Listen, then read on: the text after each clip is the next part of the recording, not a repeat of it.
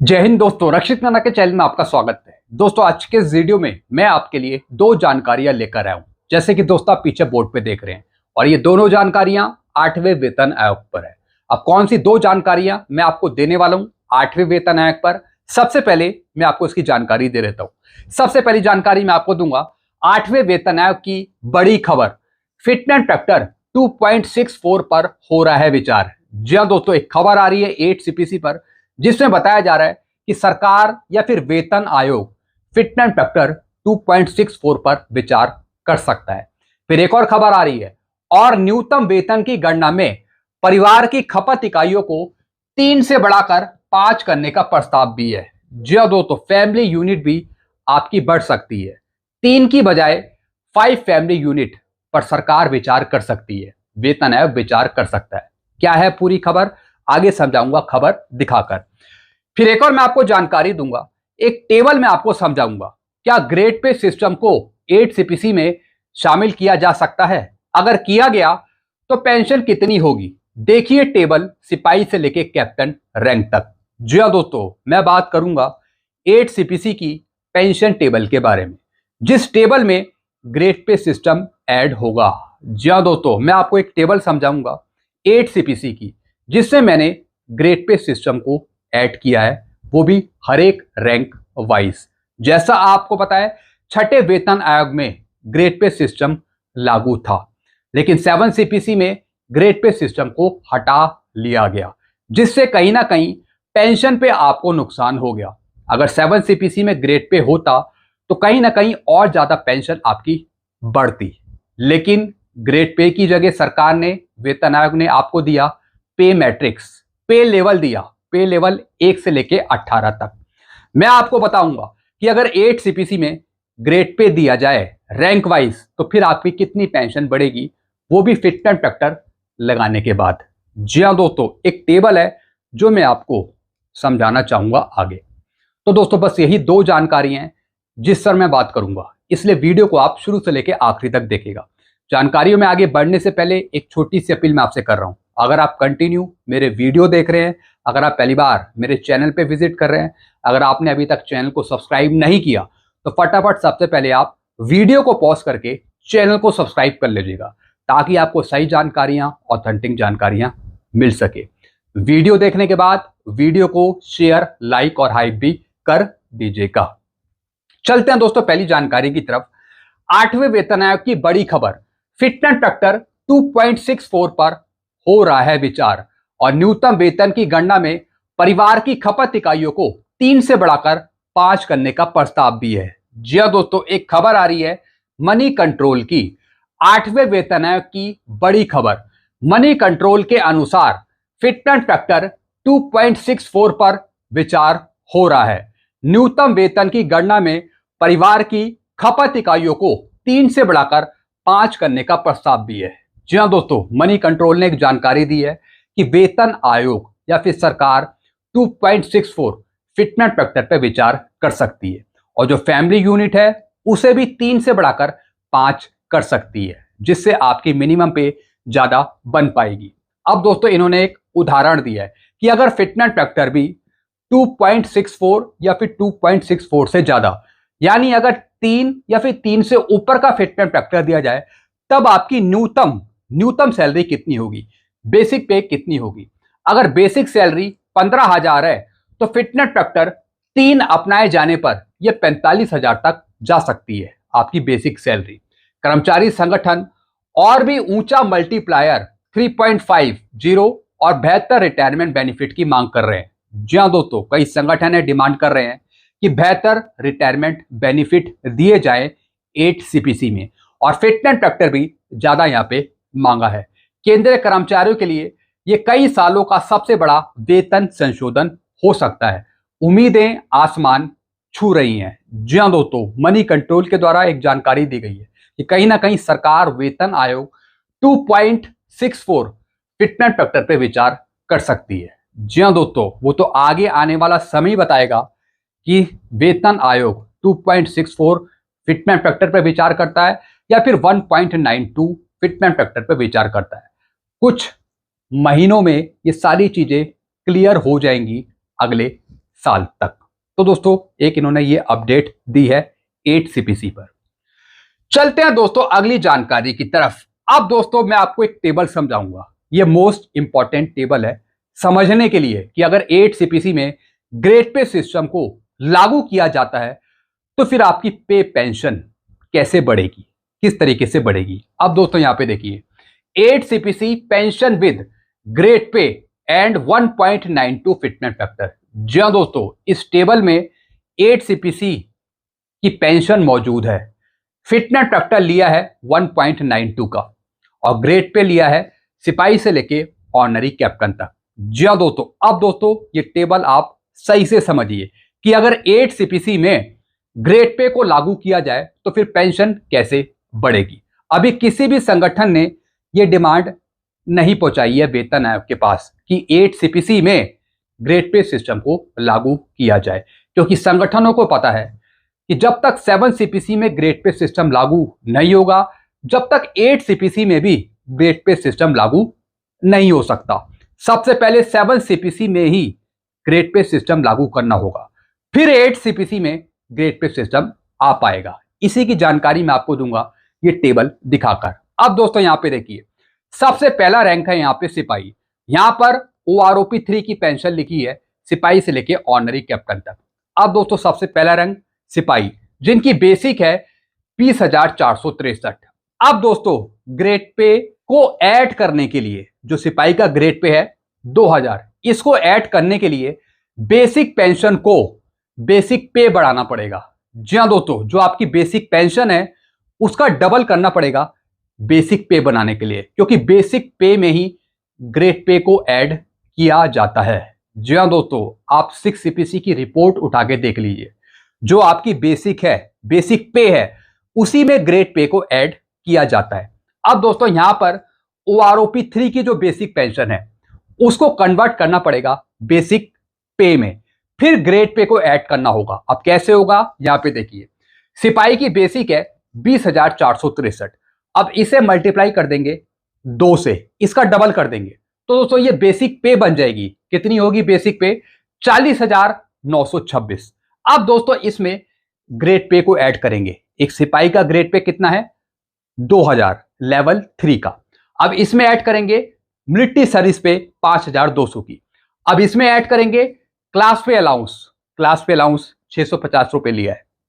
अब दोस्तों सबका टोटल कर देंगे, यानी बेसिक पे, ग्रेड पे, मिलिट्री सर्विस पे और क्लास पे अलाउंस को, इन सबका टोटल करके और फिर आधा कर देंगे। तब दोस्तों पेंशन बन जाएगी, ग्रेड पे को ऐड करके एक 7 सीपीसी की पेंशन बनेगी 24,388।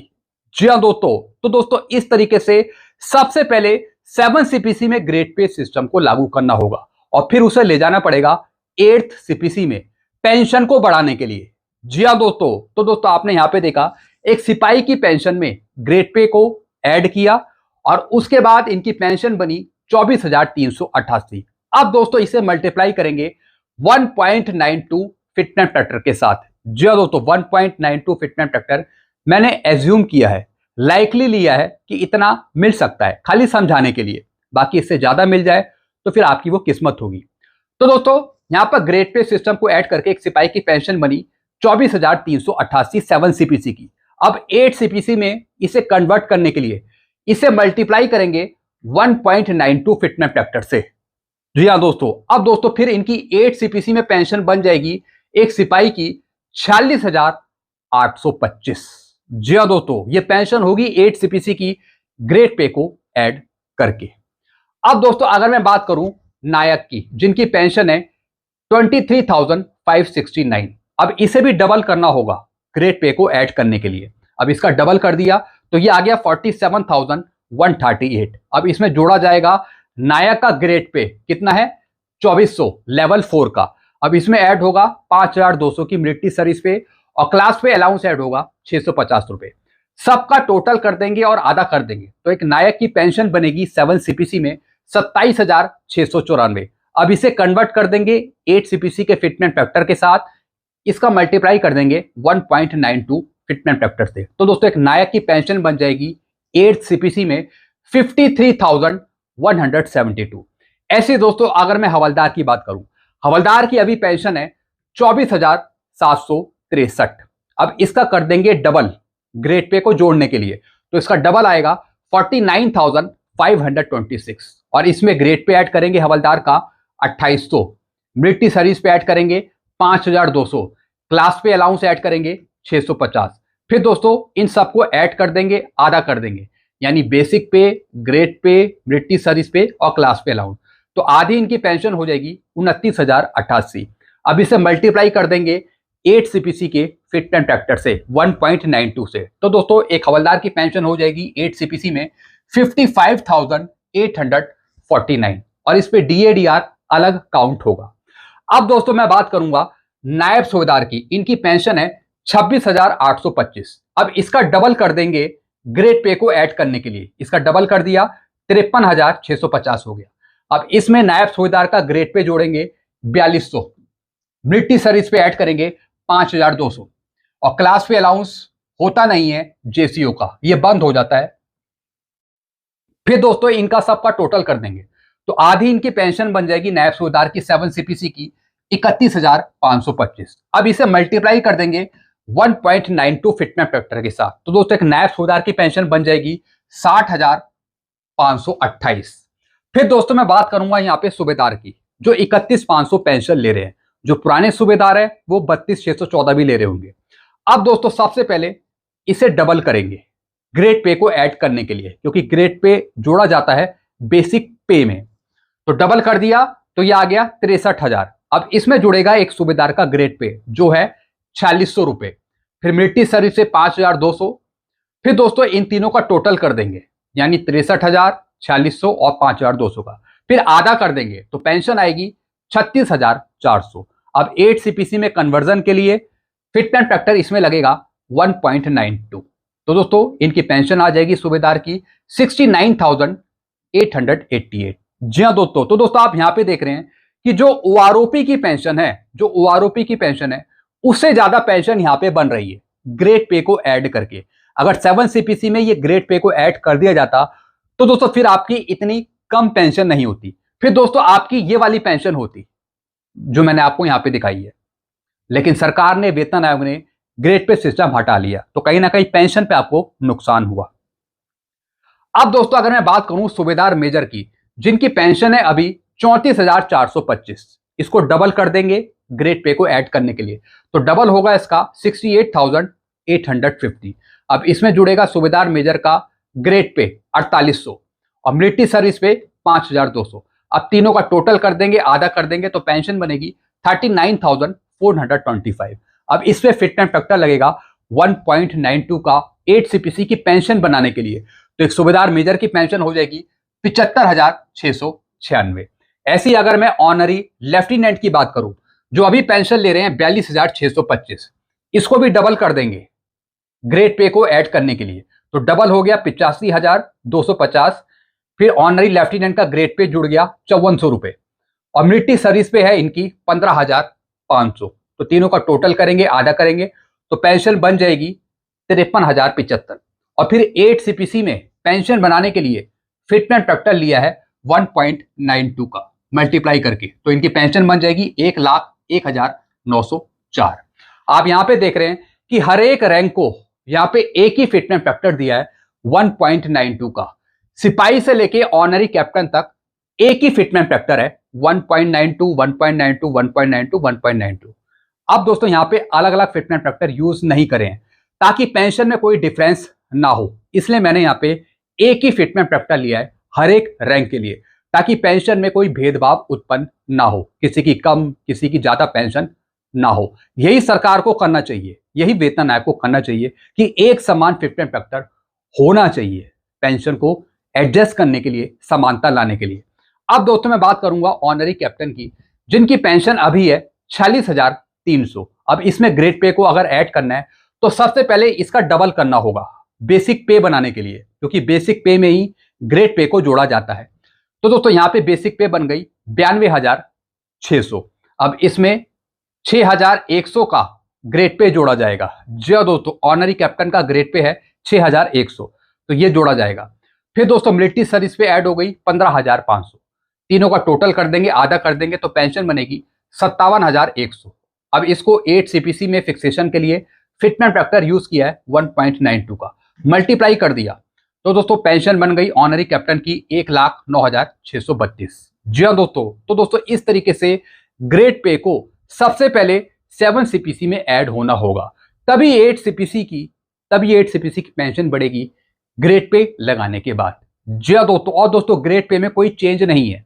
जो 6 सीपीसी का ग्रेड पे है, सिपाही का, नायक का, हवलदार का, नायब सूबेदार का, ऑनरी कैप्टन तक का, जो इनका 6 सीपीसी का ग्रेड पे है, वही ग्रेड पे को आगे कैरी फॉरवर्ड कर दिया है 7 सीपीसी की पेंशन बढ़ाने के लिए और फिर 8 सीपीसी में पेंशन रिवाइज करने के लिए। तो दोस्तों इस तरीके का फायदा अगर मिलता है तो आपको बहुत जबरदस्त फायदा हो जाएगा, आपकी पेंशन यहाँ पे ज्यादा बढ़ जाएगी अगर ग्रेड पे को लागू कर दिया जाता है। अभी किसी संगठन ने इसकी डिमांड नहीं करी है, जैसा मैंने आपको बताया, वो इस वजह से नहीं करी क्योंकि ग्रेड पे को लगाने के लिए 8 सीपीसी में सबसे पहले 7 सीपीसी में ग्रेड पे को लागू करना होगा। 7 सीपीसी में ग्रेड पे फिक्स करना होगा आपकी पेंशन में। अगर फिक्स कर दिया जाता है तो फिर 8 सीपीसी की पेंशन आपकी एडजस्ट हो जाएगी, आपकी पेंशन वो ज्यादा बढ़ जाएगी सिर्फ एक ही फिटमेंट फैक्टर लगाने पर। जी हाँ दोस्तों, सिर्फ फिटमेंट फैक्टर लगाना है और आपकी 8 सीपीसी की पेंशन बढ़कर निकल आएगी और उसमें आपका ग्रेड पे सिस्टम भी लागू होगा। तो दोस्तों ये प्रपोजल बिल्कुल परफेक्ट है, बिल्कुल सही है कि अगर ये लागू करवाया जाए वेतन आयोग से या फिर सरकार से तो आपकी पेंशन यहाँ पे ज्यादा बन जाएगी। साथ में दोस्तों एक नोट भी लिखा है, grade pay included in basic पे नॉट बेसिक पेंशन। जी हाँ दोस्तों, जो ग्रेड पे को इंक्लूड करा जाता है वो आपकी बेसिक पे में ऐड किया जाता है, बेसिक पेंशन में ग्रेड पे ऐड नहीं होता क्योंकि दोस्तों जो आपकी बेसिक पे होती है उसी की आधी आप पेंशन लेते हैं। जो यहाँ पे बेसिक पे दी है, ग्रेड पे दिया है, मिलिट्री सर्विस पे दी है, क्लास पे अलाउंस दिया है, तो दोस्तों इन सबको जोड़कर ही आपकी आधी पेंशन निकाली जाती है, बेसिक पेंशन निकाली जाती है। तो इसलिए ग्रेड पे को यहां पर ऐड करा जाता है बेसिक पे के साथ। तो दोस्तों ये टेबल आपने सही से समझ ली होगी। बाकी दोस्तों आपको कैसी लगी टेबल, आपके अपने सुझाव क्या है, क्या अगर ये लागू किया जाए तो दोस्तों आपकी पेंशन बढ़ जाएगी, तो क्या आप इस टेबल से सहमत हैं या नहीं है, जरा कमेंट में आप जरूर बताइएगा, अपने सुझाव जरूर दीजिएगा। तो दोस्तों एक मैंने आपको यहाँ पे जानकारी दी ग्रेड पे सिस्टम की कि अगर 8 सीपीसी में ये लागू कर दिया जाए तो आपकी पेंशन में अच्छा खासा आपको फायदा हो जाएगा, सिपाही से लेके ऑनरी कैप्टन तक। तो दोस्तों एक ये 2 जानकारियां मैंने आपको दी है, कुछ आपको पूछना हो तो आप नीचे कमेंट कर सकते हैं, ऐसी जानकारियां आपको आगे भी मिलती रहेंगी। तो ऐसी जानकारियां पाने के लिए आप चैनल से जुड़ सकते हैं, चैनल को भी सब्सक्राइब कर सकते हैं। चैनल का नाम है रक्षित खन्ना और वीडियो को जरूर शेयर कर दीजिएगा। Thank you so much.